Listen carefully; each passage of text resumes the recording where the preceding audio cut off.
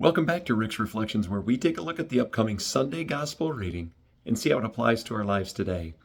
This Sunday, it gets emotional for Jesus. He's going to see his friend Lazarus die. In fact, the smallest verse in the entire Bible happens in this Gospel reading. 2 words: Jesus wept. It's clear when you read this passage how much in love Jesus is with Lazarus, Mary, and Martha. They're his friends. They're his close people. And yet he says that what's about to happen is going to glorify God. Now there's something really interesting in the reading. It says that by the time Jesus gets to Lazarus, Lazarus has been dead for 4 days.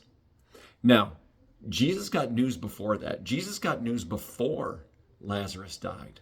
But he knew that this was going to only give more glory to God. And yet he still had to walk through it as a man with emotions about people that he loved and cared about. And yet he waited. He waited till Lazarus died, and then he waited for the 4th day. Why is that important?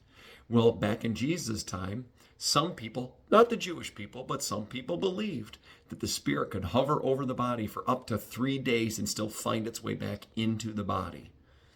Jesus came on the 4th day. I believe it was on purpose.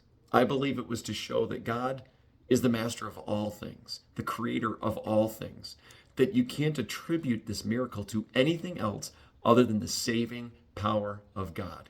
Even though it was difficult for Jesus as a man to endure, and maybe we can relate to that as well. We have hard times, we have difficult things that happen to us.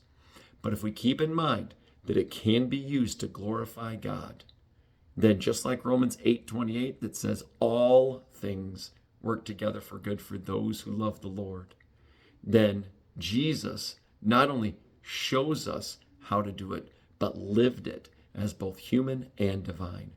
This week, what is difficult for you? Give it to the Lord. What is heartbreaking to you? Hand it over to God. Where do you weep? Join Jesus in his weeping.